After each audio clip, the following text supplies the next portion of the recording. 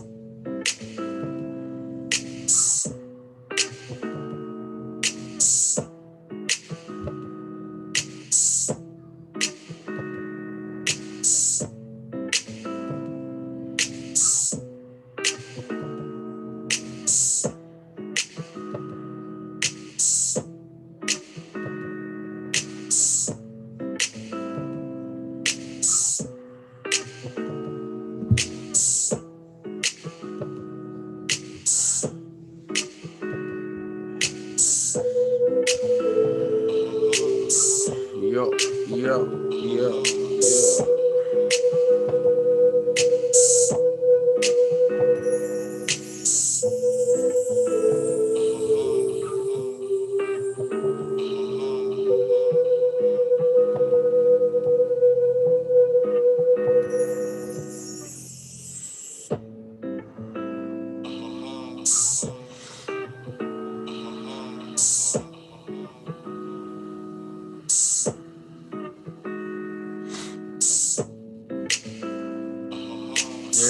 There y'all.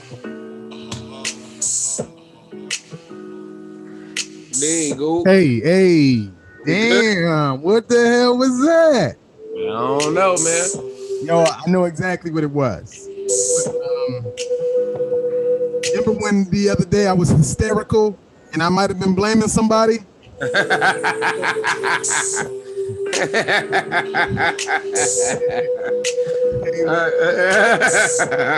Y'all ready? Hey man. yeah. Let me we in the building.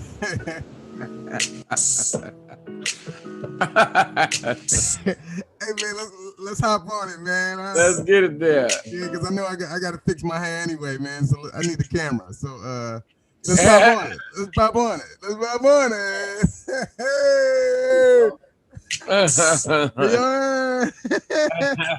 Oh wait, the wrong camera. Boom. That's what I need right there. There we go. Hey man. We in here, man. You know, got that new the beat bopping, man.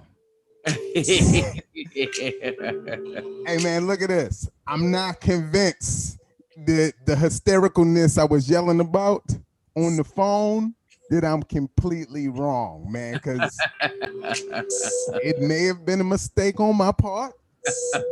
But I don't know, man. Yo, I was heated, man. Yo, man. Yo, man. Wow. Hey, man, look. Hold on. The faculty is already in the building. Yeah, man. We even sent that to play. People know what's up, man. Yeah. We out here. The faculty here, man. So, hey, look. Without further ado, welcome everybody with the beat bopping. I like that. Welcome everybody to Black T University episode. Look where we at with it. 39. 39. 39 in the building. Mikey Winfield here. What's good? Hey man, hold on. Is this thing on? Yes, sir. I check Lance Woods lotioning up. If I talk funny all episode, forgive me. I went to the dentist yesterday, and I thought I was done with the Invisalign. I'm thinking we about to move on to something else. These niggas just gave me tighter Invisaligns. Oh no! It's like, look, my mouth is like crazy sore. This how bad it is right now. You got to take out your Invisaligns to eat. Mm-hmm. But they so sore, I don't want to take them out. I just want to. You just rather not eat. I ain't eat yesterday. Nothing. Just water all day. Because I don't want to take them out. I just feel like trying to eat something right now with my mouth being sore is just going to be more painful than anything. Oh my God. So what about so you can you do like smoothies? Maybe. Like stuff with a straw. Maybe Ensure. Maybe you could do some Ensure. Just like keep, electrolytes and some, energy in the body. Oh yeah. Well, I take my CMOS with this. Mm-hmm. I do that stuff like the Kalawala still, and I'll do that. I'm all about the Kalawala. Yeah. That's my jam. Kalawala. Check this out though, Bridget. You would appreciate such a thing. So yesterday I put the sauna suit on. Okay. Hopped on the treadmill. Done that. I'm talking like drenched in sweat after a mile. I'm like, it's a mile. And I'm like when I'm running, it's like sweat flying in my face and all of that. Yeah. Then I say I'm gonna go jump rope just for a minute. All with the suit on. Yeah. These are terrible ideas. Then I hop on the Oculus. Yeah. Boxing. Yeah.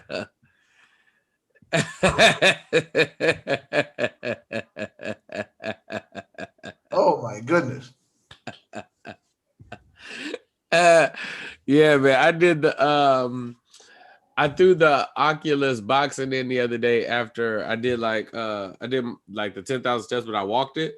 So I was like, let me just try to double down, and I did it. And I was like, oh yeah, that was, it was cool. And I did like 2-3 opponents.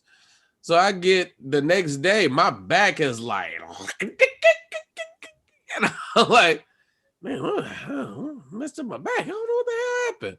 2 days passed. I'm like, my arms are sore. What the fuck did I do? 3 days passed. I was like, the fuck is?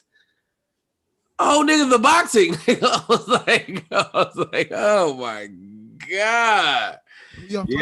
Who y'all fighting at this point? Because, man, hey, Lance, you don't know about this, man, but I sparred with the green dude. Yo, man, and I don't know, BT Warmy, man, but that scary ass trainer was in the back, man, and I don't know if I was ready for that guy, man. So I'm still on sparring only. I got Creed. Oh, you got the Creed one. I got both of them. All right, gotcha. But I be on the Creed. How's the Creed? So this the thing. All I do is training. I don't even box. So they got like the combo dummy where you gotta like follow the combos. They got like heavy bag. They got like where you just punching like meat. I do like the I do the dodgeball thing. So you know, at you? Yeah, you punch the thing and then come back at you. You know what I'm talking about? Yeah. Like the ball on the string. So you punch it, right? Boom, and go back. Boom, boom, boom, boom. You keep punching. When it turns red, you have to move out the way. So it's like you be going, and then when it turns red, back there. So by the time it comes back, you gotta move out the way. A lot harder than when it sounds. Oh no, I believe you. You know what I mean? So yeah, it's crazy. It's so a lot. You really planning on like maybe possibly fighting one day? No, I'm about to start boxing training in real life. Yeah. That's the plan. Okay, so hey man, tell us about some future goals with that, man. APT used to be a boxer. Martial arts. Krav Maga was my jam. Okay. Hey Lance, what you thinking though, Lance? You like? I'm just gonna get back into boxing. It's good. Just like the shape you get in doing it. Yeah. And I talk a lot of shit. I should probably be ready. I should probably be ready on some, you know what I mean? If I really, really got I'm real confident in my hands. Like I feel like I'm nice with my knuckles, but the boxing puts you at another level to where you like sizing niggas up different. Like no matter what he do, like I'm, you know what I'm saying? You could tell just how somebody stands, what it's gonna be like. You can kind of see it in just like their, especially if y'all both put them up on just like some play shit, you be like, oh, okay. You can see it in their foot movement. You're like, oh, this is going. Yeah. Like he leaning too far one way, his power is over here. He leaving all of this open, like all kinds of stuff. Because one thing that niggas don't understand in street fighting is getting punched in your stomach hurts. Like a motherfucker. Everybody always trying to hit you in the face. Getting hit in your stomach hurts. Yeah. Hey man, this is great. This is what I want to know. Grade school, up to let's say however long you was in school. How many fights did you get into? Hundreds. I don't know if I hit the hundreds, but it was a lot of them. At least 40, 50. 40, man. I'm at like 7. I had like 7. So we talk about through high school? I'm talking about from kindergarten through high school. Oh yeah, I easily. I'm talking in school. Yeah. Not always in school. Sometimes in my neighborhood, but with kids that went to my school, or no, that don't count. I'm talking about okay. So in actual in school and or on school grounds, 12, 13. 12, 13, but that would normally have a residual to the Jack in the Box across the street. That would very often spill over. Because we walked to school, so it was like everybody was close. It was like this ain't over exactly. Yeah. Now, if we talk about on school campus, probably somewhere between 10 and 20. Like on school grounds? Yeah. Because we used to do that too, especially like once you got to high school, it was everybody would walk to the park for the fight after school. Mm-hmm. Everybody knew it was gonna be a fight. You'd be like, oh, okay, nigga, Valley High Park, nigga, after school. And then the administration will find out because it'd be 150 kids walking to the park loud. Yeah. What's going on? Is Bow Wow giving a free concert? Is hip hop legend Lil Bow Wow giving a free concert? That sounds like a fun walk though. You about was to a walk great time. and walk, A lot of times the fight didn't happen because it was too much attention brought to the walk. Right. Yeah. And I don't know who, but one party was very happy that the fight didn't happen. Right. Normally. Yeah. At that age, no matter what you're saying, somebody always don't want to fight. A lot of times, neither one of them want to fight. You just feel like you got to. I've been in that. I've been there, man, because I've been the one that's like, I would try to talk my way out of it unless it was necessary. And I knew that it was necessary, that if I don't fight this dude, you know, my life ain't going to be the same, man. Right. This dude, man, I remember middle school, man, this dude just clowning me because I was like wearing the same clothes in different rotations every week, you know? Right. And man, he was letting me have it, man. And then he had some throwback Magic Johnsons on, right? He had Converse on. Yeah, some Magic Johnson. And he's lighting me up from music class to I think we walk into like social studies, man. Lighting me up, everybody laughing, man. And it's like, damn, man. And then I said, hey, man, look, credit me for the joke being messed up, but it was funny at the time. I said, I've apologized about this. I said, his shoes had AIDS. Okay, man. So, the tables turned. I had the audience at that point, man. So, people don't like to be laughed at. Everybody can't handle it. Yeah. And so, man, the fight started right in the hallway, man. And we going, and man, like I had like no prior fights like that, like street fight here and there. But man, I was like, I must have saw something on TV or something. Right. I was literally bobbing and weaving and throwing blows, and he was doing the windmill.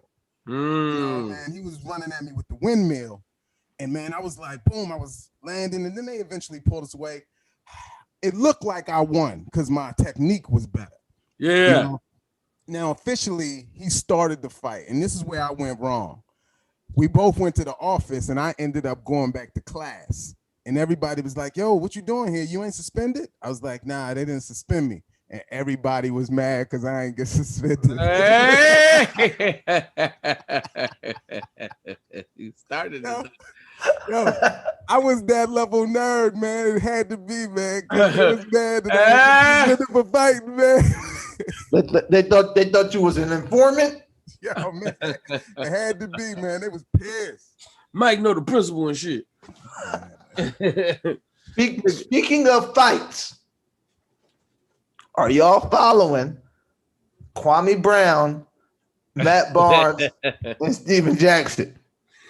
That is hilarious. I've seen moments. I haven't seen everything. Oh nah, are you? Hey man, I know a little, so clear us up. Bring us up to speed on it. So this the funny part. The first thing I saw was Kwame Brown talking. And you know what I mean? We'll get into all the things Kwame Brown saying, but the first thing I saw was Kwame Brown. So I was like, yo, what happened? So then I go see what Kwame was mad about. And I was like, oh, Kwame just really think y'all bitches. Like that's kind of the justification. Like, so Gilbert Arenas was on All the Smoke. All the Smoke is Matt Barnes and Steven Jackson. This is a hilarious already. Right? So, and if y'all know anything about Gilbert Arenas just be talking recklessly. He's like funny as shit, right? So this nigga was trolling Nick Young's son. This nigga's clearly reckless. Yeah. So Steven Jackson says, because he's talking about, Gilbert's career. So, Gilbert played for the Wizards and all of that, right? So he says, Steven Jackson said, yo, Matt said that Kwame Brown was like the best number one pick of all time or something like that. And like, Matt's kind of like laughing, like, I didn't say that shit. And he's like, Steve Jackson's like, nah, that's what Matt said. And Matt said he's the best ever. Like, some sarcastic shit. So then Gilbert's like, going like he's giving insight, like, nah, he could have been really good. He breaks down kind of what happened to Kwame Brown, like what his thing with Kwame was like, Kwame could have been good, but Michael Jordan fucked up his confidence. You know what I mean? He was like, the way Mike was talking to Kwame, but he wasn't Kwame's peer. Kwame was 18. Mike was like 38. Right. So if Mike talking to you like that, how can you really be with the people your age, your teammates, because they see how this nigga talking to you? Right. That's gonna do something to you. And it's Michael Jordan. But Kwame wasn't feeling none of that shit. He wasn't feeling niggas laughing. He's like, nigga, you niggas don't talk about me, none of that shit. And so this nigga been going on Instagram Live talking big shit. Calling Matt Barnes, Becky with the good hair.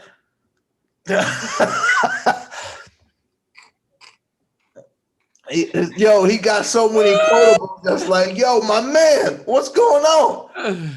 He's sick of this shit. He started going into how y'all letting these white people got y'all talking bad about black folk, and Gilbert Arenas the worst kind of nigga. He tried to take all the money. This nigga saying, what the fuck is he saying?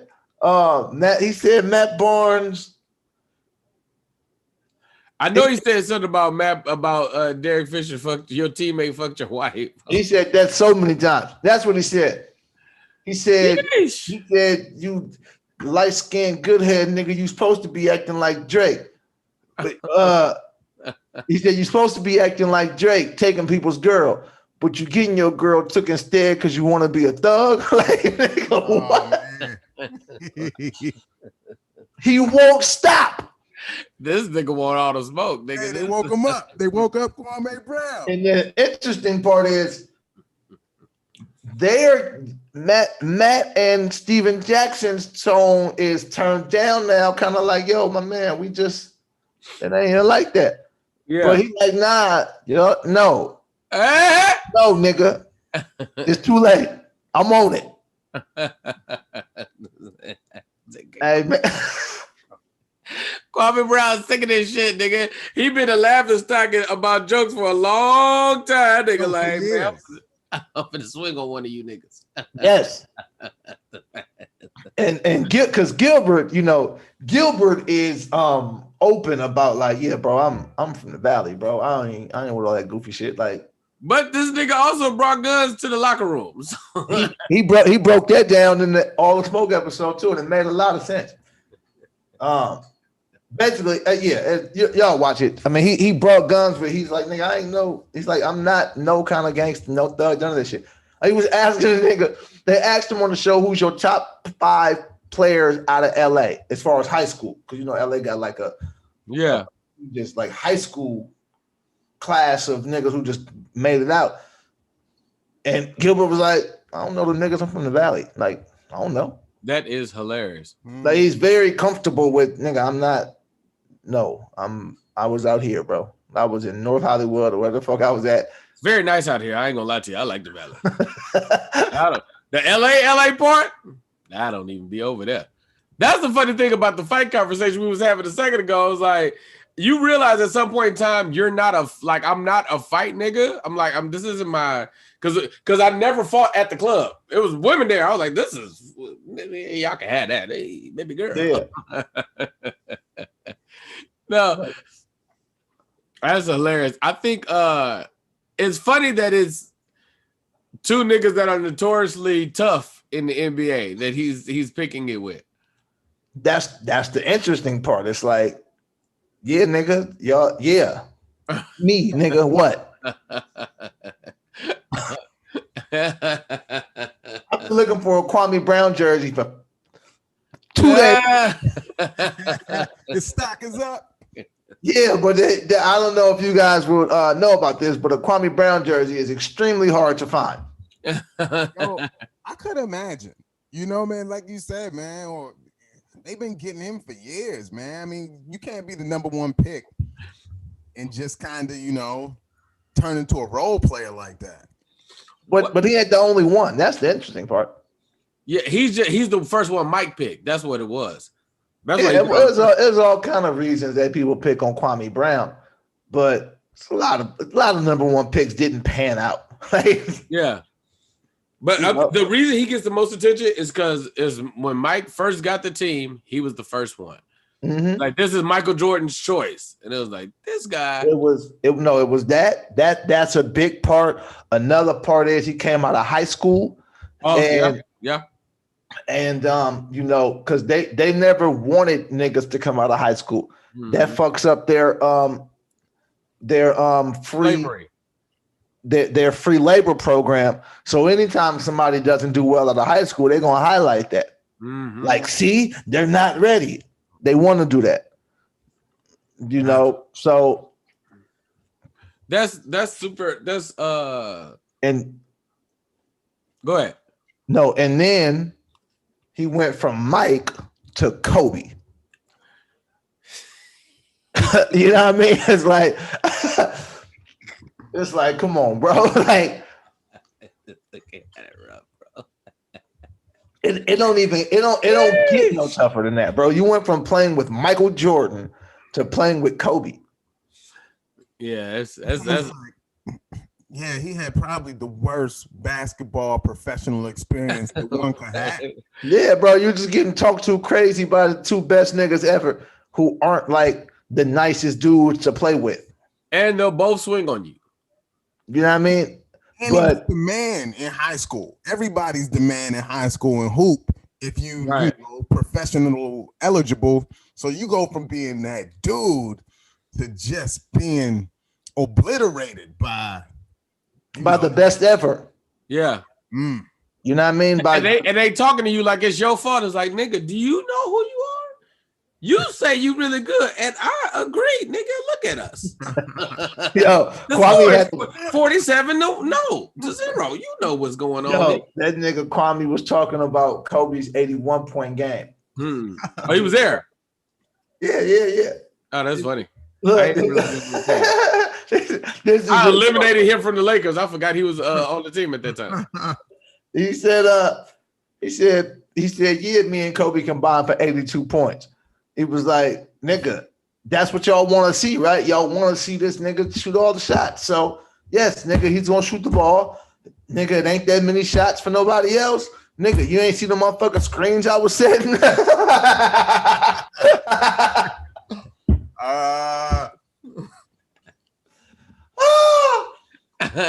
didn't see them screens I was setting? Niggas don't get credit for the screens, though. As a screen setter, niggas do not. Especially at pickup, because I'll be like, I remember I was playing in the comedians played the Police, nigga. Chocolate Sundays versus the Police, nigga. Yeah. And all the good basketball like comedian niggas was playing. And skills, I played with these niggas. I know what their skills are, but you put them all on the team together, and it was no organization. Like nobody was helping each other. Everybody was just looking for shots playing pickup. And I was like, nigga, y'all need to put me in the game. Like, because I'm not gonna be looking for no shots. I'm gonna play defense, nigga, and set niggas up to shoot. Nigga was like, ain't nobody doing this. Ain't nobody setting the screen for each other. I was like, and then these niggas had me like borderline coaching. So now I call all the timeouts in like the first half, nigga. I call 6 of them bitches, nigga. Oh, this is funny, man. Y'all got to set it up for each other, bro. It's like I always be playing to win, nigga. In all scenarios, even it be kind of the same shit on Call of Duty. Like I tell my nigga Scandals, he's like the best. He's like one of the better shooters on my team, but the nigga's decision making is all over the place. He's like, oh man, let's go run over there. I said, nigga, it's 5 teams over there, bro. Let's not do that. Let's go this way. I really want to be good at Call of Duty. Nigga, we gotta play, bro. Nigga, I got it. I really want to be good at it. I don't know if it's in the cards for me. Listen, man. Listen. First of all, update your what's name? That's step 1. What now? Update your game, because every time I go to play with Lance, the game be 7 months past the update. No, everything is updated. You know, an update came out today, right? Oh, everything's not updated. Everything's not updated. My bad. Everything is not updated. Oh, that's funny. MLB The Show. You on that, Mike? Hey man, nah. Hey man, is y'all Call of Duty on the Oculus? No, but there is a first-person shooter on Oculus, but it's a little different because that's where you catch it's free range motion. It's free range motion, so it's like that's where you got to get your VR legs. Because all the games I have right now you're all standing still. But the moment you have to move, it's like this one that starts playing the tricks on the brain. It's like, wait, what the like? So it takes a while to get used to. But yes, there is games like that, just not what's the name? Hey man, let me share something with y'all. My bad. Hey man, the Oculus creeped me out a little bit. Mm-hmm. It creeped me out because it tapped into this part of I've never had anxiety. I've made jokes about it my entire life. But over the last couple years, I have experienced some anxiety because of them edibles. Man, that made that crap like stick around in certain areas. So when I put on that Oculus, man, and now it's like, you know, stuff is really happening right there. Right. Dude standing behind you, throwing shit to yourself. Oh man, and then you take it off and you're like, oh. So man, it's like, oh man, I was in another world. Yes. You was literally in another world. Yes. Man. It just give me this real subtle, creepy ass feeling that I'll probably never get my own Oculus. You want to make it creepier? So, yo, man, tell me you about to tell the story with the gun, man. You're not about to tell that story. About the well, yeah. So that's obvious, right? So in the game Super Hot, which is my favorite game, it's basically a bunch of faceless characters trying to approach you for an attack, but they're just like a red figure, right? And time kind of stops when you move. So it's like it's my favorite game on there because it's like you move. If I do my hair like this, then the dude is like trying to approach, and then when they get close, you just punch them and they break like glass, right? Or you could take like a little a vase and throw it at them, or it's like a ninja star, or it's a gun, or it's a bunch of different stuff. So after you get through like basically the first couple of practice rounds, the game like puts you in an all white room, and it's just you and a gun, and I'm like, all right. Like I'm waiting for something to load, and nothing's happening, so I get to moving around, looking around. So I pick the gun up, I start just shooting. And there's nobody here. It's just it's like all white, like void. And I'm like, the fuck y'all want me to do with this gun? I said, nigga, no. So I get to shooting again. Nothing. This motherfucker, I keep trying to empty the clip that much full. I shoot my hands. Nothing. I was like, I refuse. Fire! And then send you to the next level. So you have to off yourself. So creepy, that's creepy, man. It's creepy as fuck. So it's super fucking creepy. Because I refused. I stood there for a good 9-10 minutes. Like, what the fuck is going on? Like, what's next, you guys? Where's the characters? I keep moving. Nobody's coming. It's just like an empty white void. It's like, yeah, because you know what it was? Right before you do it, it says you know what to do. God. Man, like, this is Saw. Right. So when you do it, then it basically puts you in like this little room with computers and shit and so on and so forth. And you're in VR looking at a VR set. So it's like, I think it's a lot of the stuff on the Oculus right now or in the VR space seems like they're trying to, like, it seems like they say, oh, we're going to do VR. And they started coming out with it and people are doing it. And then like before they put it out into the market, I feel like they had to have a conversation with like some psychiatrists and like people that understand how the brain works and like, yo, listen, you got to kind of massage people into they're in another world because it's gonna be aggressive, right? So it's like this felt like you need to understand that this isn't real life. So like you ever hear like remember on Freddy Krueger like just like, so if I die in my dream, you die in real life? It was like, yeah, pretty much. It's like this isn't real life, nigga. So it's like when you go into play super hot, like when you go in, once you start playing the game from there on out, you'll be in this little ass computer room, and it's just like a little desk and some old ass computers, like you're a hacker, and you're like, oh, I want to play the game, so you have to put a disc in, but the game won't load until you put the VR set on in the VR. So it's like none of this is real. Off yourself.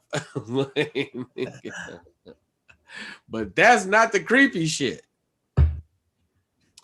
So anytime an NBA game comes on, anytime the Lakers games come on, they always say, yeah, front row seats, something at Oculus. And I'm like, I want to see this. I want to see the front row seats. So come to find out, I'm like, well, where is it? And it's like you have to go to VR chat. Nigga, you think that creepy nigga standing behind you is weird. Nigga, I went into like a chat room with people, with fucking humans. That was fucking weird. That was. The Oculus has a mic on it, and you have the headset, right? And the high quality of the technology, everything's directional. So basically, you start off in like another apartment, create your character. You can look in the mirror, all this shit, take a picture, selfie, whatever. And then you go out into the world, and then there's like these doorways of portals to stuff you want to do. So like if you go over here, this is for like random concerts that are going on, and not like random concerts like, no, there's a Taylor Swift show, or there's a whoever the fuck's on tour. This is like the tour portal, and this is like museums, and this is like basketball stuff, baseball stuff. Like there's all this different stuff, but in that room people just keep popping up, and they're like just running around talking to each other, and I'm like, yeah. And you can hear everybody's conversation, but the nigga that's way over there, they're way over there. So as you get closer to them, you can hear what they're fucking talking about. Bro, you want to talk about awkward? So they were in there. It was a group of adults in there arguing. I guess I could tell it was a black woman. There's like two black women, a black man, and maybe like a hip white girl and like a Latino dude. But I guess somebody that came in and they were like, this was the conversation. Yeah, because you don't just be having nobody else's account. And why would you even be on here if it's going to be a problem? You need to have some trust with me. I'm like, what the fuck are y'all talking about? Lance.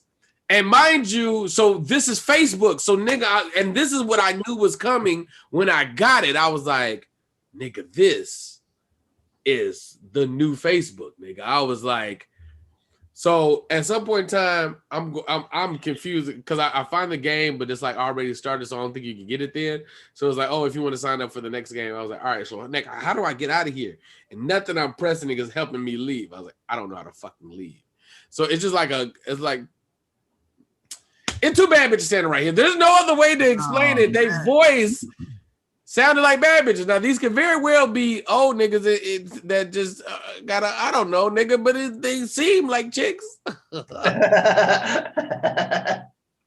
Hey, man, there's no way to be responsible with that. Nigga. And that's the reason I want it. I wanted that portion. This nigga, he went from now one to what? Like, I don't you know what? Maybe I will get Oculus. On second thought, yeah, man. So I say I end up should be acting like Drake and taking niggas' girl, but no, you getting your girl too because you want to be a thug.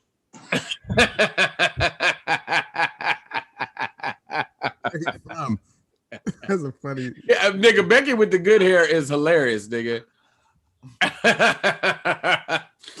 Side note, Mike eating the chicken breast. So, nigga, when we all saw it. It's a healthy, it's boneless, skinless, but I saw it. So, nigga, I talked to, so nigga, I'm trying to get out. And I asked the manager, I was like, excuse me, y'all, how the fuck I get out of here? The girl walks over to me. She was like, all right, so look down. She was like, and I'm looking up at her. She's like, no, look down. I'm like, oh, bitch, she can see me.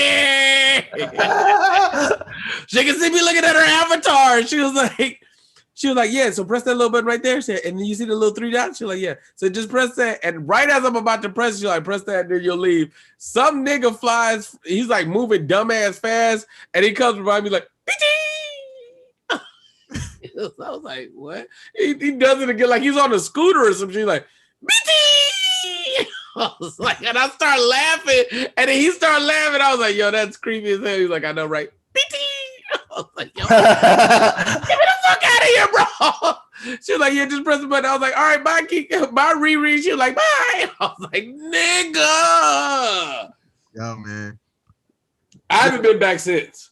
Yo, man, so it's like you forget because you so immersed in it that you could always just pull off the headset, but that never crosses your mind. God, no. No, I never even considered that. You just be locked in, man. I don't have to be here. Bro.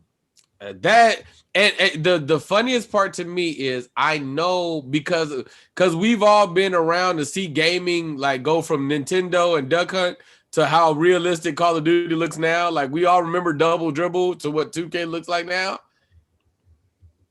This shit's gonna be interesting in the next couple of years.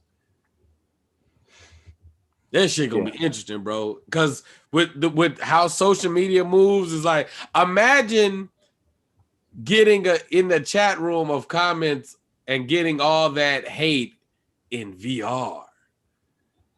Imagine showing up in a chat room of comments and getting all that love. All the girls that niggas be on there like, you so bad, and they really think that those are real people or real love. Like, this shit gonna be weird, bro. That shit gonna be weird as fuck. It already is. That shit gonna be weird as fuck. It's interesting. That nigga, I was like, how did that shit is crazy. Hey, how I sound, y'all? How's that sound? It sound you sound good. Oh, good. Okay, just I think we got the same mic. Yo, you got a new microphone? Yeah. So I was making sure it was as crisp. Yeah, you got that Yeti. In the yeah, okay. A little Yeti. Just check. Okay. Yeah. Little Yeti Freddy. There we go. So speaking of sound good, this ain't got nothing to do with sound good. But did y'all see the did y'all see the Rory and Maul, whatever you called whatever they did? Oh, I watched every minute of that. Hey man, look at this, damn it. I'm on the episode. But I'm halfway through and it hasn't happened. No, not an episode. It's just Rory and Maul talking. Oh, about the aftermath. Yes. So you're watching the Joe Budden podcast with them there. With that episode. Isn't that when it happens? No. But no. Wait, no. It happened on the episode. No, whatever their issues were kind of happened off air. And then they did an episode together. And then now it's just the Roy and Maul just did like a response after. Yeah, I guess you would call it a podcast. It's just them talking about everything for an hour. Yeah. Okay, when did he fire Rory? Like they weren't there. They weren't there. That on air. Yeah. That was maybe Friday. Yeah, he was just talking to chairs. I see. Okay, and then they talked about it afterwards. Yes. Okay, this is good. Keep going. It's very interesting. There's so many random details. It's very, very interesting. The Joe Budden slander though is like getting ridiculous. It's like that's aggressive. Well, this is why I asked about it. But keep going. Yeah. But there's just there's a lot of details. Because I fuck with a lot of parties involved, and I honestly don't feel like anybody has it out for each other. I just feel like there's heavy communication on all parties. Yeah, and this is somebody who I don't watch their podcast. Yeah. So I'm trying to get caught up in I feel like a fucking like just a messy mother because I'm only here for the drama. Right. You know what I'm saying? It's like I don't even watch this show, but it's like drama, let me hear it. But right. It's really because my friends talk about it, I want to have an understanding of what's going on. So you the people walking to the school right now, walking to the fight. Exactly. Ooh. Exactly, bro. I wasn't here for none of the fight. I don't know nothing. I'm just like, yo, beat that nigga ass, homie. But I'll say this though, right? So y'all seen Kevin Hart talking about it? I just saw there's a post about him talking about that. it. Was extremely uncomfortable, bro. Like this is what always scares me about this industry. Is it seems as if things happen and then people become unprotected by whatever they're being protected by. You feel what I'm saying? It's like, for example, right? It like let's say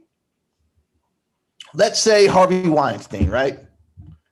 If the industry has always known that Harvey Weinstein was doing these things, right?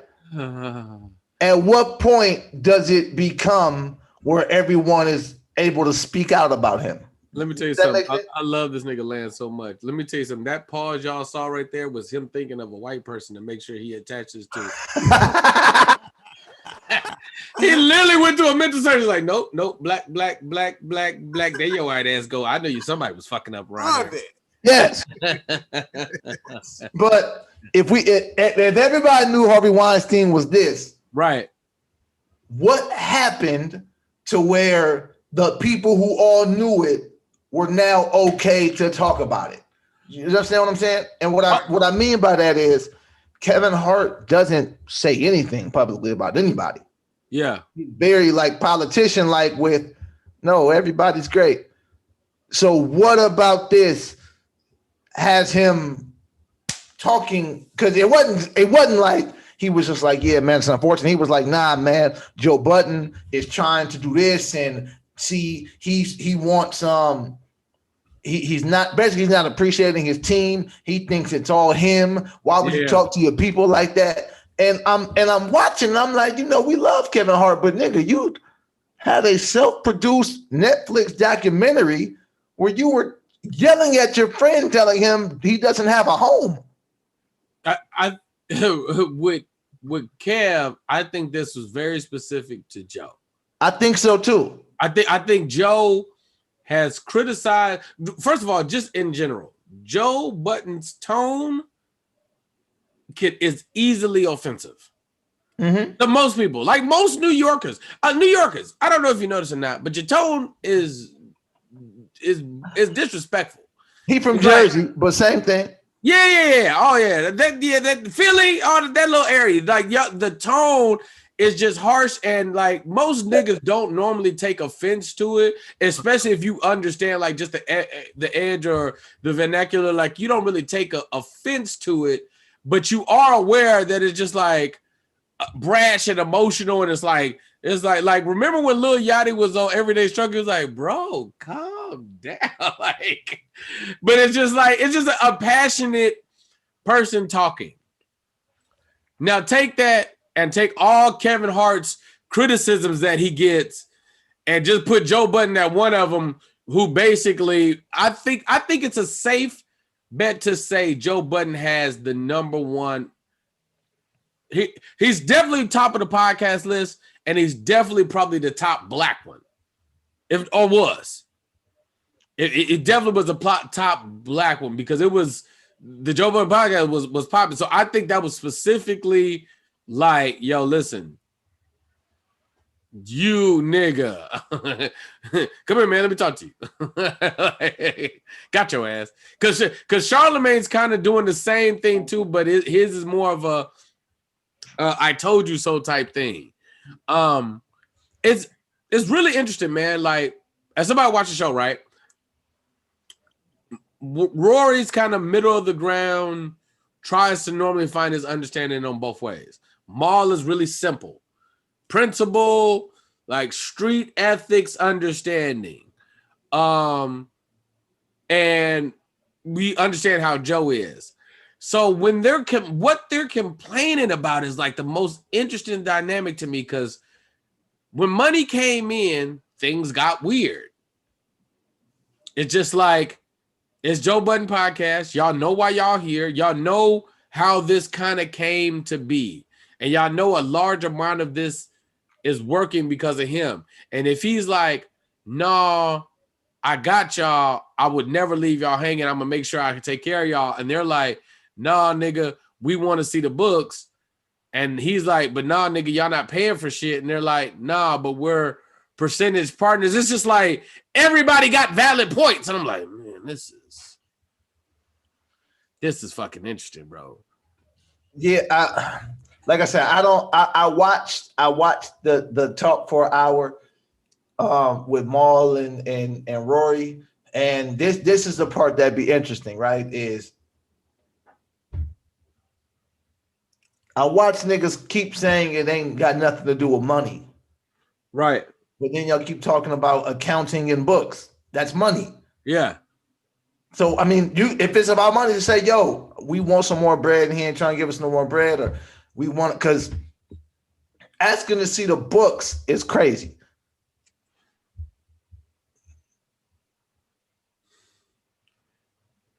Anybody gonna take offense to that? Let me open up the books. Like, nigga, what are you talking about? Especially, see, what Joe has is a history of being successful at this. So at what? At podcasting or this type of, yes. So if you talk about everyday struggle, if you talk about state of the culture, if you talk about pull up, if you talk about the podcast, this podcast, but without them on it. So it's like, no, I'm gonna work. Yeah, but okay. So let's try to put both logics in. They're saying we have a profit share. We have a percentage in the profit share.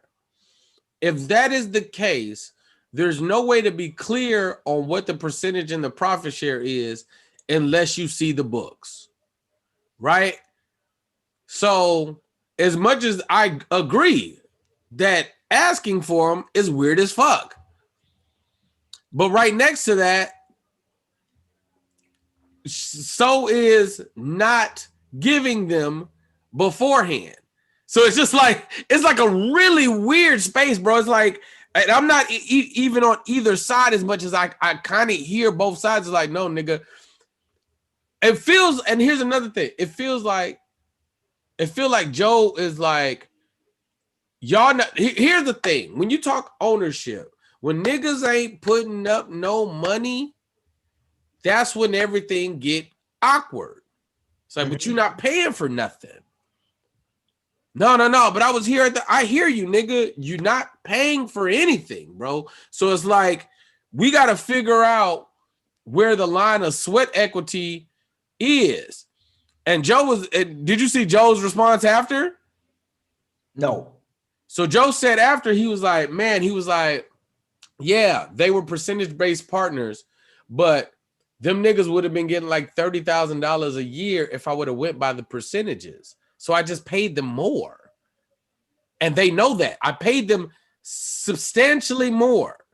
Like, as opposed to going with the percentage, because this is fuck shit. And I was coming out of pocket. He was like, nigga, there is no deal for the Joe Budden podcast right now. Joe Budden has a Patreon deal. He was like, but there's no, Cash App is a sponsor, but there's no Spotify deal in place right now. So what you guys are trying to look at don't exist because there's nothing to look at. It's like you guys are seeing a payout from my pull-up money, from my love and hip-hop money, from like, you guys are seeing me take all this money and just pay for shit and take care of shit because I own the IP. And you see in the Roy Moore thing, they're never arguing about owning the IP. And he told them niggas they could use the IP. So it's just like, it's really, really confusing. That and see, so there that's the part that makes everything tough and strange, right? Because on one hand, see the books and all of that, that's, for lack of a better word, that's like white people shit. Right? Mm. That's like, just I don't trust this shit, so let's make sure everything's okay. He's saying, from what you're saying, is I haven't seen it, nigga, I'm paying you niggas way more than these books would say. Yes. So just relax and take the money. And trust me. Yes, and trust me. And these niggas are talking like this nigga is always like a crazy person. Yes. But it's almost like, if he's always been that, why would y'all ever go into business with him? Yeah. Hey man, it's cause man, you have personal conversations and you believe somebody to be different when they not in front of the camera. Yeah.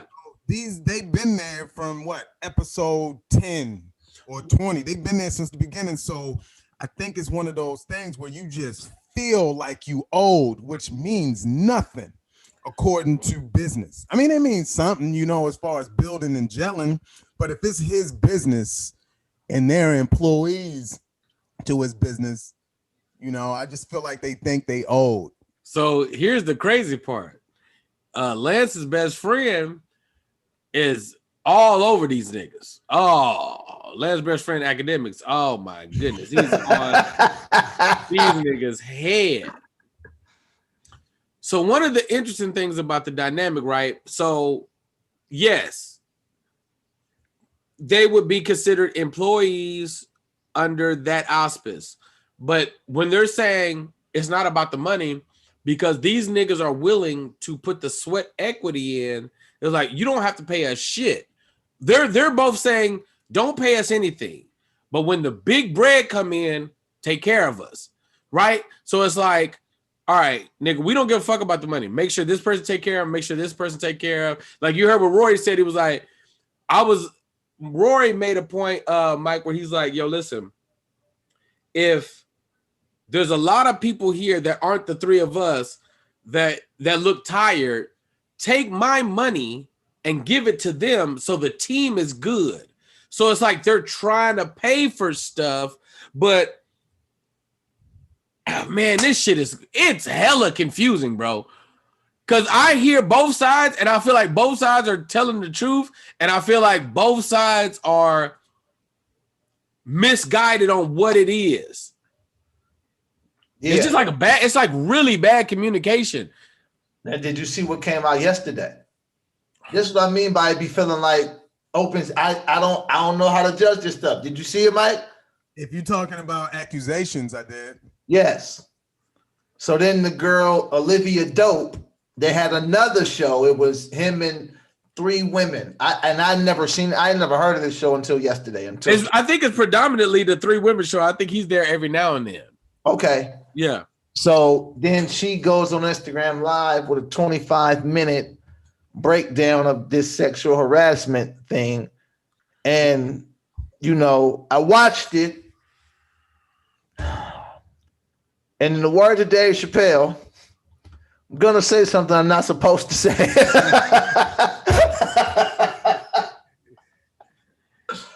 This is bottom line, right? If you come on the show, you know, he was making these sexual advances and just saying things, you felt uncomfortable, so you left the show. I mean, it sounds like it's done now. You were somewhere, you didn't like how things are going, so you left. Why now? Hey, this is what I got on why now. This is not Joe's first accusation. There's other ones that came and he had to, you know, take a couple weeks off, maybe like a year or 2 ago. So there's been other sexual accusations. But this now is clearly because she sees the ship sinking. And she saw the other accusations. But not saying it didn't happen to her. I'm saying she also saw those. True, but those happened like, I don't know, I want to say at least over a year ago. Yeah. Like, for it to be happening right now is because there's a moment right now to let's kill this dude while we got the chance.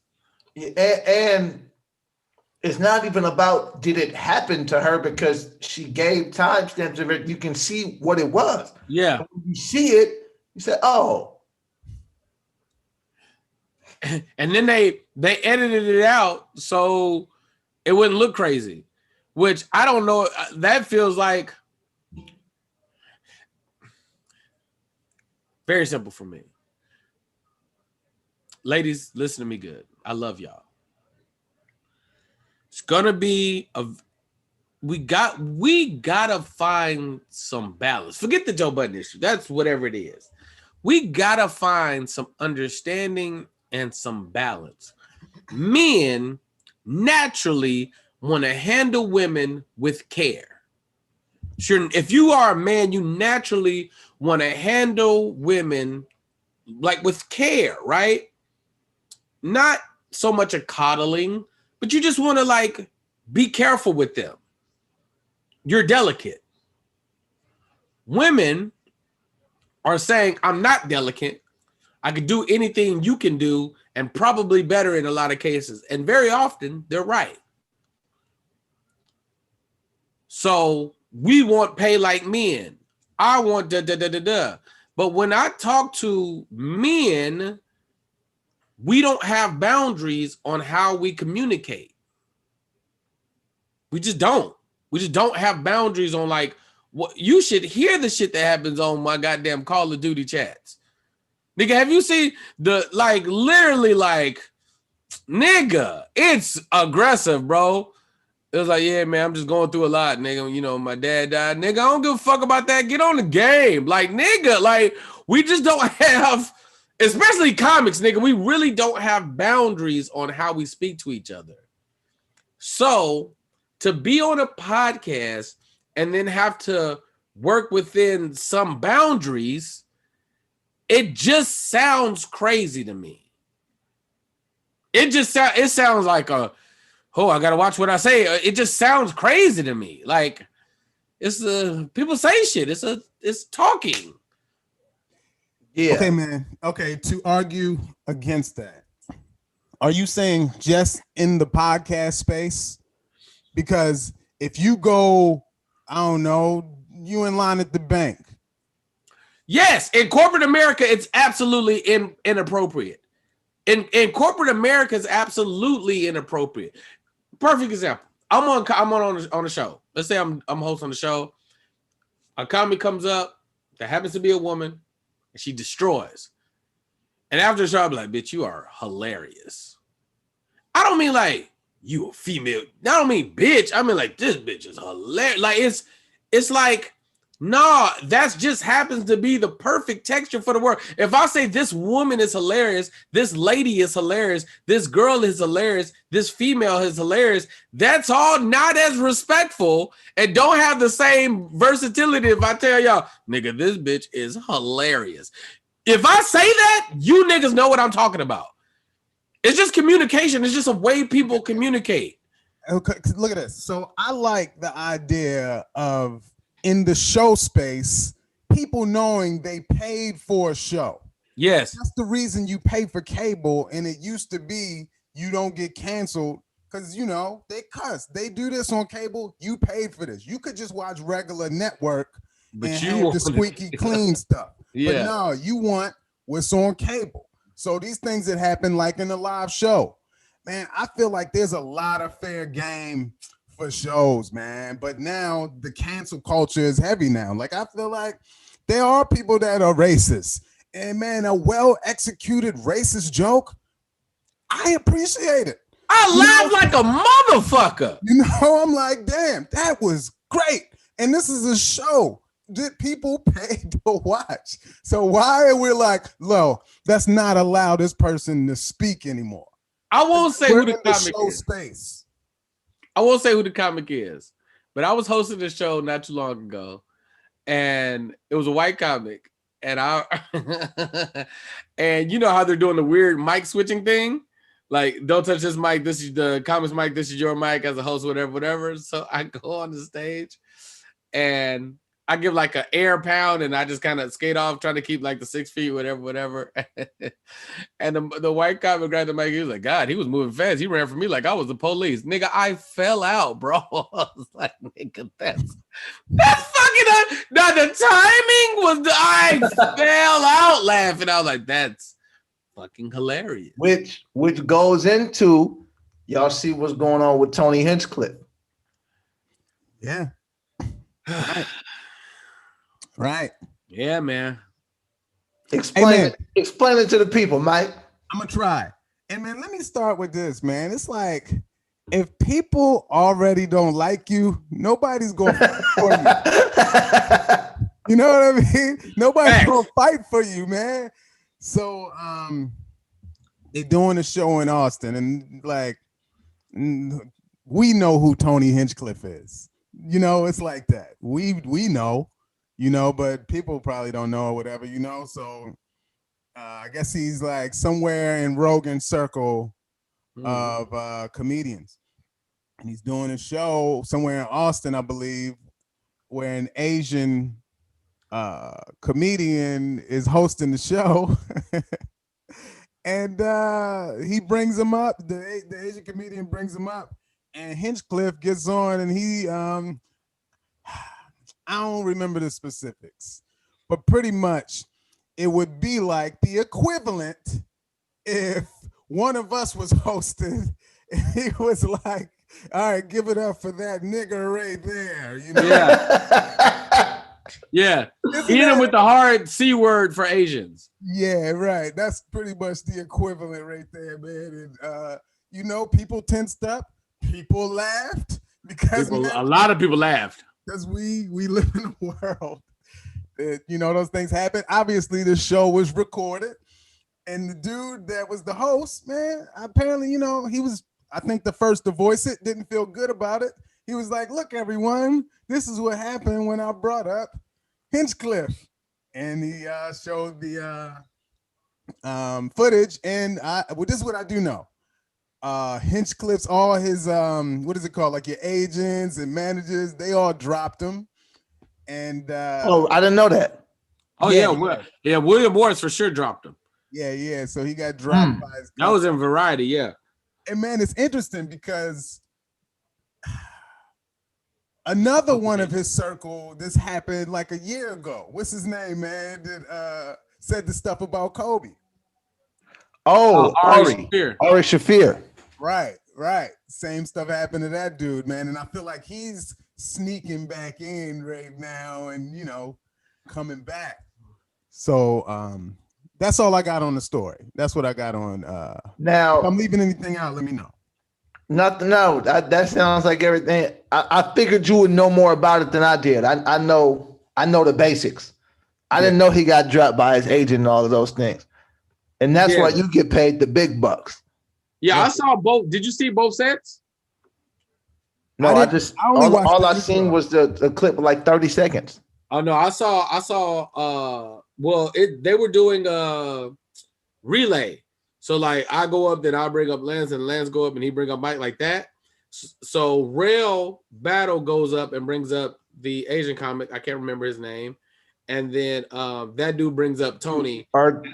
Do you not know his name because he's Asian? No, I know Ali Wong name. Okay, keep going. I know Ali Wong. I know. I know Fat Joe. I know Fat Joe. Who else you know? What's the gay comic's name? Ty Rivera. Ty Rivera, hilarious ass. Right. Who did what's name with us? The Bear Black. Always get Justin Lucas. Justin Lucas. Just, you know, Asian people. Yeah. So anyway, so he does he brings up the other comic or whatever. He brings up Tony, and I saw both sets. Keep going. Y'all ahead. Go ahead. Oh, okay. Thanks for that, BT. So what you got? To be fair, for the ladies that might have think I was being insensitive or harsh, I feel the same way about comedians. I feel like comics saying shit about comics is always going to be weird to me. I feel like everything, listen, anything is okay to say, but anybody can respond any way they want. Those are my rules. Up to this point, I agree. Keep going. The C word is it's aggressive. But the C word being towards Asians or towards women? Towards Asians. And him saying the Asian dude said quite a bit of it was about Asian politics and or stop Asian hate. It was like it was very nuanced in that way. If he did 15, 11 of it was I'm Asian, this happens with Asians, Asians, So if you know Tony Hinchcliffe, Tony's like brash, roaster, pompous, like that's his demeanor. So the reason people are laughing because he's addressing what's in the room. He was like, y'all just laughed at all that.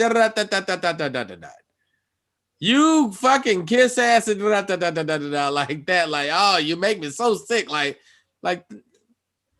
the tone made sense. Some of the word choices might not have been the best, but for a comic to be like, I just feel the way I was like. So, man, do you think we caught it out of context? Like, if everyone was at that show, it made sense.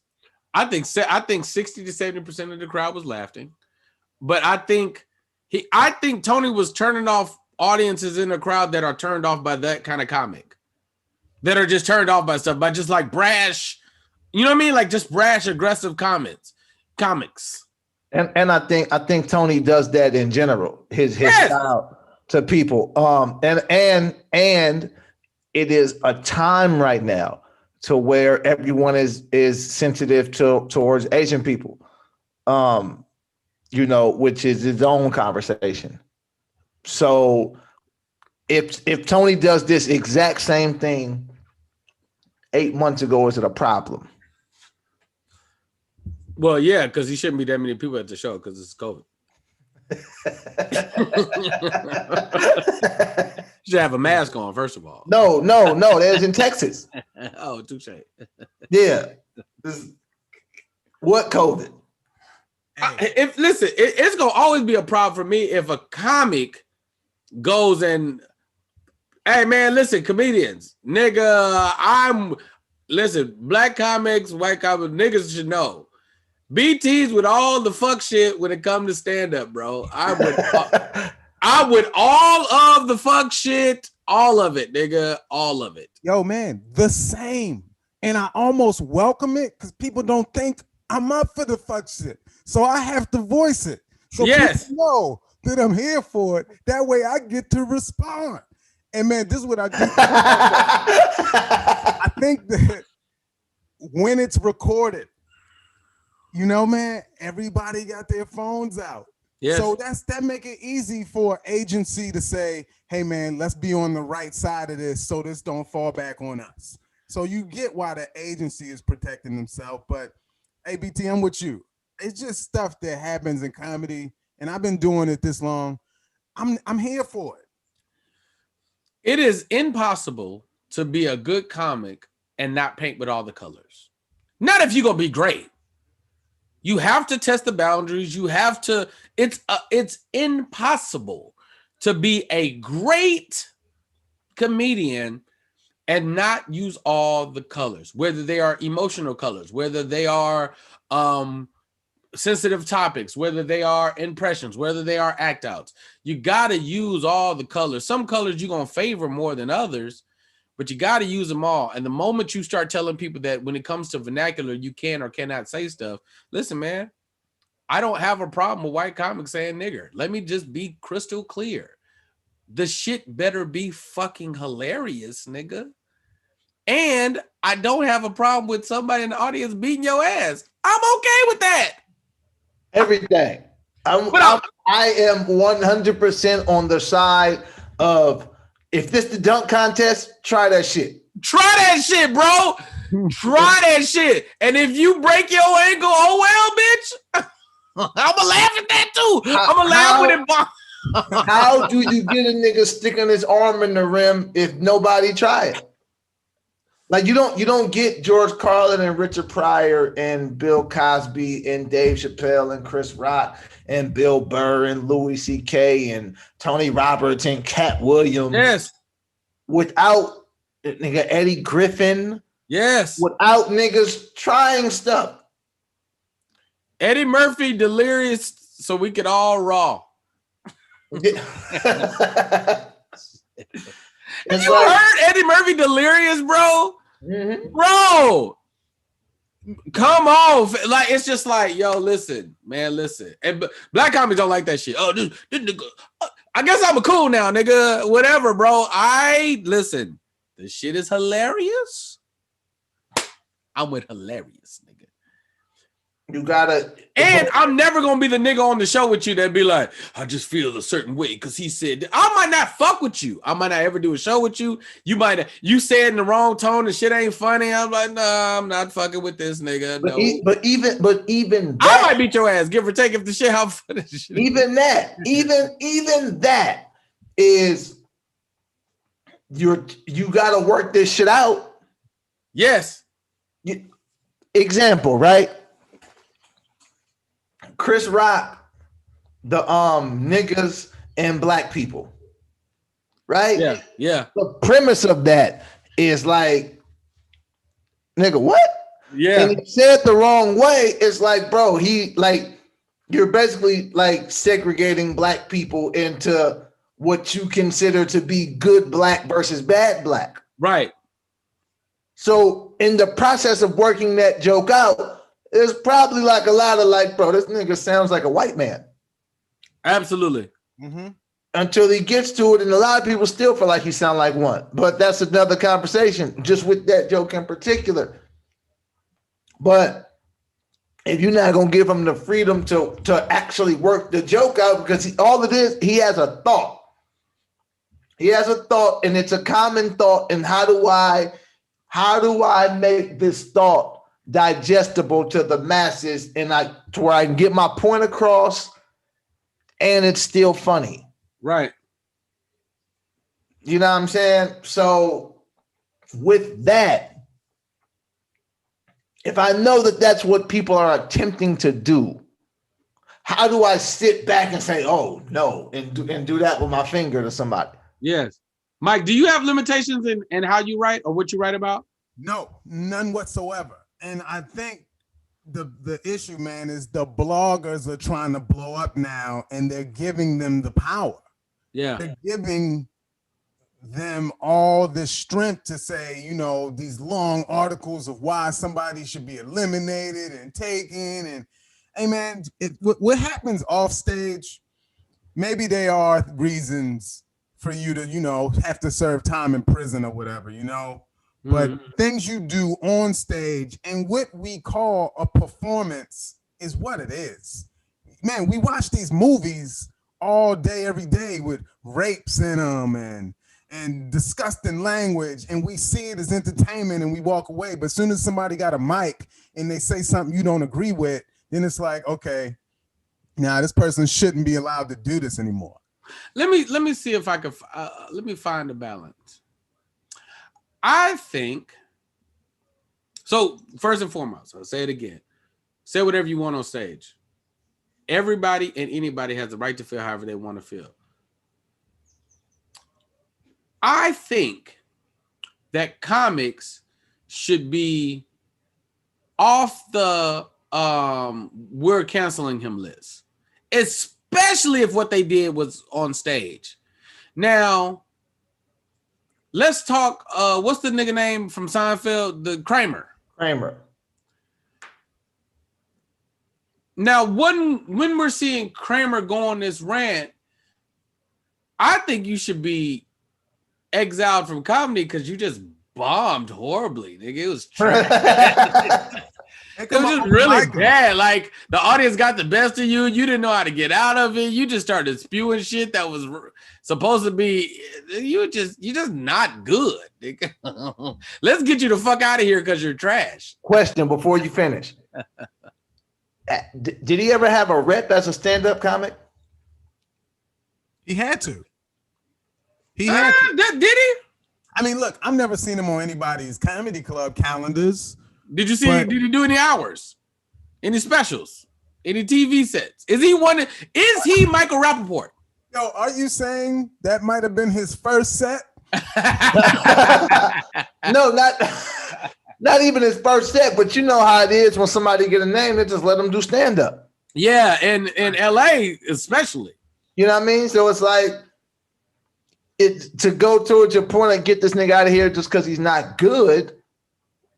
There is a question of why was he ever here? Was he ever good at this? Did he ever build a reputation in this art form as a stand-up? Yeah, I don't know the answer. I have no recollection of it. I have no recollection of it either. That's why because I don't know if Michael Rappaport ever did comedy beforehand.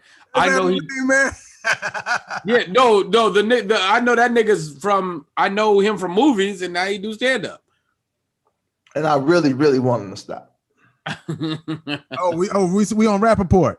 No. We're still on the other nigga. But what's Kramer name? Michael Richards, something like that. Yeah. Michael Richards. Anytime I see somebody Kramer doing stand up and I don't know them, I feel away. Like I went to the Just for Laughs showcase the other day, and I'm looking at the lineup and I'm like, if you're not from here, I'll give you the benefit of the doubt. But I'm looking at y'all, and if some of y'all feel like, oh snap, there's an opportunity, but let me make my connections to get on the opportunity. You've seen that happen before, where it's just like, oh yeah, there's a competition. Well, I could work something out, and if there's a chance for me, it's just like, yeah, you know who felt like this also was actors. When it was that rush of like rappers becoming actors. Right. And they felt that same thing. It's like, bro, we put in a lot of work for these roles, and you just give it to this nigga because he can rap. That's why I started rapping, nigga. Fabulous, hilarious ass all on the Twitter. Nigga, all you Fat Joe doing comedy, all you rappers. Y'all want to diversify? Well, fuck it, nigga. We switching it up. Hey man, you know what my favorite part with Cat Williams and Fat Joe doing that interview together? You could tell Fat Joe wasn't really listening. Like he was just waiting to say his next part, man. And Cat's so prolific, he was getting out these fully fleshed, great pieces, and Fat Joe was like, yeah. But when me and my girl at the comedy club, we was like, yo, Fat Joe, let Cat finish this, man. He's not even acknowledging what he said. Nothing, man. He's what's the nigga? He's early Nori. Nori used to do that all the time, bro. Them early Nori interviews are like, I'm like, Nori, you killing me, bro. He's better now. He lets him talk now. But man, bro, Mike, it used to be a lot of, oh my God, Nori, you're killing me. I wanted to hear that story. Then they get to cutting them off. You're like, nigga, stop. No. Pardon me. Go ahead, finish. No, but I was saying, what I was trying to say is that, then the dragon came out of nowhere. Wait. You fucked my head up, yo. This motherfucker said a dragon. Yo, make me go for a dragon. All right, go ahead. Pardon me. Finish. That fucked my head up. Go ahead.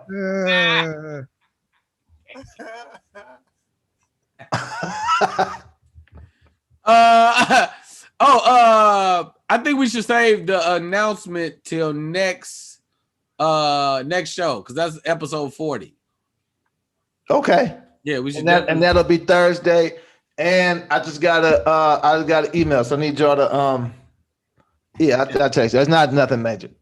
Yeah, we get definitely. We should definitely address that next episode. Major announcement. Nigga, wait. Play in, bro. Oh my God! Right? Hey man, Oh, yeah. I'm here for it. This should start tonight. How y'all feeling? Yo, man, that's tomorrow, right? That's tonight. Okay, so there is one tonight. There's two. Wizards Celtics tonight and Hornets Pacers. Hornets Pacers were Melo Pacers. Melo never lost. Melo. Okay. Nigga never lost. Hey man, yo, there's not many of us who from day one was 100% Team LeVar Ball. And to watch what's happening now, and this is why I be having a problem when people be acting black, because you coon ass niggas was hating on LeVar Ball. There's a black man trying to start a black business with his black sons. But you know, whatever. And now when stuff is, we got black. It was a black man screaming like, yo, fuck these corporations. We're going to start our own shit. And y'all fucking teased them. And so I ain't wearing them ugly ass shoes. And then you went and bought ugly ass shoes from white people. There's no way, ain't no way you niggas telling me them thick ass Balenciaga shoes is dope. Ain't no way you seen them like, nigga, that's hot. No, you fucking seen them and you was like, oh, it's a brand and white folks and I got money. Them shits ain't hot. I seen one pair that was cool, but most of them shit, they look like buff ass Skechers. That's what they look like. Them fucking strong ass Skechers. And y'all's gonna support that before y'all support the big baller brand. BT got 7 pair of big baller brands. Never lost. How good you think Jello is? Jello, the nigga who not in the league? Yeah. If Melo is this good at his age, and Lonzo's where he is right now, how good is Jello? He's not good at all. But don't change my point. You don't think Jello can be in the league? Let me tell you, man, why he can't be in the league. Hey, man, my brother designs Jordans. I can't draw. Oh, man. Yo, it's possible Jello may not be good. You can't even. Is he better than Giannis' little brother? Oh. Now hold on. Now check this out. Giannis' little brother like 6'10", right? Yeah. So that and Lonzo and LaMelo ain't Giannis yet. When it comes to, is he better than Aaron Holiday? I don't know, but and then because then it also goes to, you know, this motherfucker. LeVar said a lot of shit, man, that people didn't like him saying. It's like the only reason that Melo is that good, they ain't want to see Melo shine, and now it's like they gonna take advantage of him as far as use him to push. You see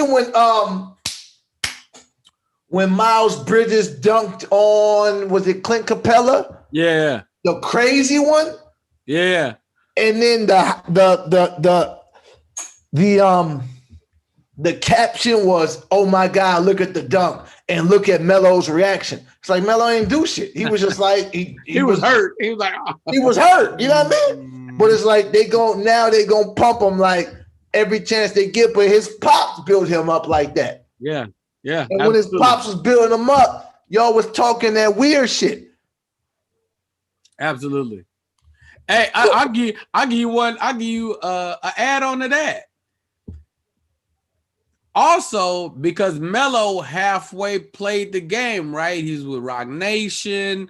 He signed the Puma deal. It's like, yeah, like, you know what I mean? Oh, you falling in line? All right, then we got you. Yeah, Melo, because as Lonzo wasn't really playing the game. He was like kind of riding with Pops. And even when I see him show out, they barely even talk about it. I was like, you niggas ain't shit. 36, 18, and 14. I'm like, y'all going like that. I saw it, nigga. So tonight's game is gonna be interesting. The first game's at 3:30. They play the Pacers, and then after that, it's the Boston and the Wizards. Right. Yes. Who y'all got? Boston and the Wizards. I want to see the Wizard because for us, and without Jaylen Brown, I mean, what are the Celtics really gonna do? Yeah. I want them to break that team up. There's nothing to break up unless you're talking about those two. Yes, get Jaylen Brown the fuck out of there and go get a big man. Okay. They need some size. They need a rim threat big man, a J something. You got Kemba Walker. You got Marcus Smart. I think that makes y'all really small, but Marcus is feisty. He gotta stop shooting the ball so much and let that nigga Tatum be Tatum. I think he need way more touches. He shouldn't be sharing the space. I don't really like the guard forward like tandem. I'm not a fan. You're not a fan of the Jordan Pippen thing. I think Jordan Pippen works because it's Jordan, and I think LeBron Wade works because it's LeBron. But I think LeBron AD is better. I think Jordan David Robinson would have been better. Okay, look. I hate David Robinson. Somewhere in the same. This question was on First Take last week.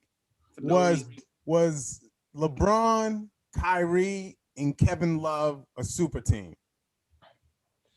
Yes. Yes. In my brain, a super team is 3 franchise players that are in their primes. So the question is, was Kevin Love in his prime? Everything they did to get him there felt prime-ish. Kyrie was definitely getting close to his prime. We know LeBron was in his prime. The question was, is Kevin Love? You know what I mean? Like because of, I don't know. Was Kevin, you think he was in his prime? I mean, Kevin Love was destroying in Minnesota, but they weren't winning.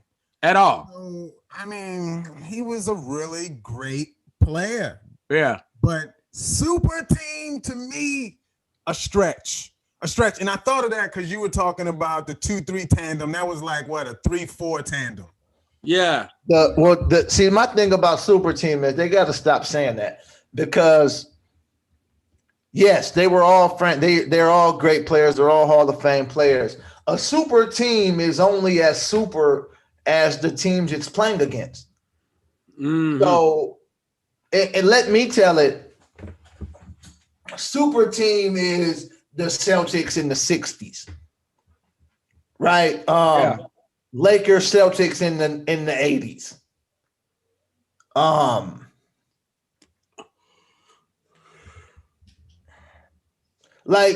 For example, right? The Bulls won 72 games. Does that make them a super team? No, not with Luke Longley at the center. That nigga's not good. Luke Longley was nice before he got to Chicago. He was about when he was in high school. He probably was. He was in Minnesota. He's in like Luke Longley was good. Ron Harper was really. Ron Harper averaged 20 before he got to the Bulls. No, Ron Harper is that nigga. Hey. So what happens is, players can only do what their roles allow them to do. So were the Warriors a super team before Kevin Durant? They won they won 73 games. And if you're saying they were a super team, that Cavs team beat them. So are they a super team? It's like, no, the way that the talent is in the NBA now is you're going to have a lot of really good players on the team. These niggas are really skilled now. You know what I mean? And you're not always going to even see the the skill of certain players until they're on a team. Like Kevin Love was like regularly getting like 25 and 17. Yeah. Like crazy numbers. He wasn't winning that much, but that's how I go in the league. It's like niggas gonna pile up their numbers. You know what I mean? Yeah. So are the Lakers a super team now? No. They just added Andre Drummond, and he do that all the time. He do 20s and 20s. That's his thing. He's not good. But they gonna win. I tell you that. You know what I mean? It's like a super team. Like I'll say that Heat team. Because in that vein, then you'd have to say the Thunder was a super team. Not that they won in their prime though. Yeah, because James Harden clearly could have got better. No, but he was that good. They just didn't know how to fucking play him. Well, that's because OKC don't know how to hire coaches. You start there. So that team was still there, and James Harden was nice. Like James Harden got them through some series. Mm-hmm. You know what I mean? Not the finals. He didn't show up for those. Yeah, he didn't play well in the finals. But then you add like a Serge Ibaka. Yeah. Yeah, you know what I mean, it's very selective. What do you call a super team? When you add LeBron, I think he be the missing piece, man. I mean, well, what about Kevin Durant? KD wasn't in his. I think the prime is part of it. I think that's a major part of it. No, man, if look. You got Steph and Clay, and then you add KD, it's like, nigga. Because even with like a KG, Ray Allen, Paul Pierce, is like KG was on his other side of his career. He was on the decline. He wasn't the KG that took the Minnesota to the Western Conference Finals. He was a different KG. He was like, oh, okay. No, you talking about the first year when they won it? He was full Kevin Garnett. Well, I guess I don't consider. He wasn't the year after that. Like KG was definitely on his decline. Well, no, you remember he got hurt. Yeah, I know. Yeah, so the year after that he got hurt, and that's when Orlando made it. Okay, yeah. And then the next year, because you remember the Lakers went 3 straight years. The first year they lost to Boston. That's KG at full KG. The next year the Lakers played Orlando in the finals, and that's when KG was hurt. He came back, but he wasn't, and he never felt the same after that. And then the last year is the year we was waiting for LeBron, and he didn't pull up. Yeah. But we beat the Celtics, and that's how it works for me. Yeah. But it's just the term super team is just interesting, man. It's like, because you get, when you start looking at rosters and accomplishments, you're gonna start to do that with a lot of teams. Right. I agree, but adding KD to the Warriors, they were super. There's no question. They're one of the teams. They were super. You said super duper. Yeah, they're one of the teams. If you're talking about the Warriors, then yes. Yeah. You know what I mean? If you're talking about, so Miami, the Warriors. Hey man, let's talk about tomorrow. Hey. And Steph is Steph right now. He came out ice cold and finished as hot as you get. I honestly feel like they're gonna win. I feel like the Warriors are gonna win. If I'm keeping it a buck. I could easily see the Warriors winning. And I not only do I see the Warriors winning, I see the Warriors going way further in the playoffs than people are getting credit for. I see them in the second, maybe the Western Conference Finals. Easily. If they ain't got to play the Lakers or the Clippers, I'm just not putting no teams up in front of the Warriors where I'm just like, oh yeah, they're gonna be such a problem for the Warriors. With Steph cooking like he cooking right now, if he's healthy, you still got Draymond there who's very aware of how to manipulate playoff dubs. Yo. Andrew Wiggins, if Kelly Oubre come back off that bench, it's just like everybody looks like they're playing with confidence and they feel good. And that just mean a lot, bro. It just mean a lot going in. It's just like, I don't see Utah doing it. Watching what you're talking about with the Warriors, watching them now is that episode. I think Steve Kerr is that episode right now of the Fresh Prince of Bel-Air. And he had the whole like watching that game. They just like, give it the wheel. Yo, man, every play is set up to just give Steph any shot, and he can make any shot. Any shot. Now, granted, he was like 16 for 36, but still, it was like threes from wherever. You see how that other game ended where it was like Steph shot a three, missed. They got a rebound. They set it up a pick and shot it again. That was you. He passed it back to him. That nigga hit that bitch. It was like, we were like, nigga, we know you gonna hit him eventually, bro. It's like if the more you shoot it, the more likely you are to hit it. Because now you didn't got your rhythm. It's like slight adjustment from here to here. It's like that there is something else, man. Before we jump off. Because I know what's going to happen. I see Lance got his finger over this button. It's goddamn J. Cole album. I don't know if he's saving it for next time, but this time, Mike, have you heard it? Started it last night, man, and bars. Started it? You haven't finished it? I haven't finished it, man. Oh shit! We just wait till next week then. Yeah, man. We just wait till Thursday. Nigga, you got till Thursday. You